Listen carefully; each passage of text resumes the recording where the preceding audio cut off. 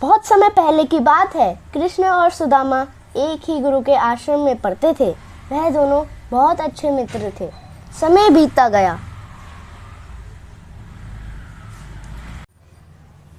कृष्ण द्वारका के राजा बने,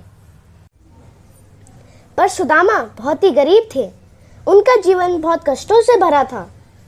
एक दिन सुदामा की पत्नी ने उनसे कहा, श्री कृष्ण आपके मित्र हैं, आप उनके पास जाकर कुछ मदद क्यों नहीं मांगते? वे अवश्य ही हमारी मदद करेंगे। सुदामा ने अपनी पत्नी की बात मान ली। वह एक पोटली में थोड़े चावल भेंट स्वरूप लेकर घर से चल पड़े। वह बहुत घबरा रहे थे। वह सोचने लगे, कृष्ण बहुत बड़े राजा हो गए हैं, अगर उन्होंने मुझे नहीं पहचाना तो क्या होगा? चलते चलते वे द्वारिका जा पहुंचे। कृष्ण के महल के बाहर पहुंच गए। जैसे ही द्वारपाल ने श्री कृष्ण को यह सब बताया, कृष्ण दौड़े दौड़े बाहर आए। उन्होंने सुदामा को गले लगा लिया।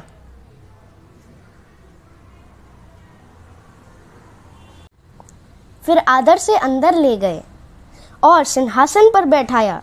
उन्होंने सुदामा के पैर स्वयं धोए। वह बचपन की बातें करने लगे।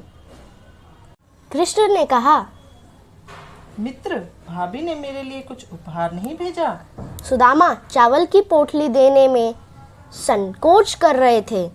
कृष्ण ने हाथ बढ़ाकर स्वयं पोटली ले ली और उसमें से 2 मुट्ठी चावल खा लिए। कुछ दिन बाद सुदामा अपने घर की ओर वापस चल दिए। घर लौटते समय वह सोचने लगे, मैंने तो कृष्ण से कुछ मांगा ही नहीं। घर में पत्नी आस लगाकर बैठी है, उसे क्या जवाब दूंगा? सुदामा जब अपने गांव पहुंचे तो वहां का दृश्य देखकर चकित रह गए। जहां उनकी टूटी फूटी झोपड़ी थी, वहां अब महल खड़ा था। वहां का वैभव बिल्कुल द्वारिका जैसा था।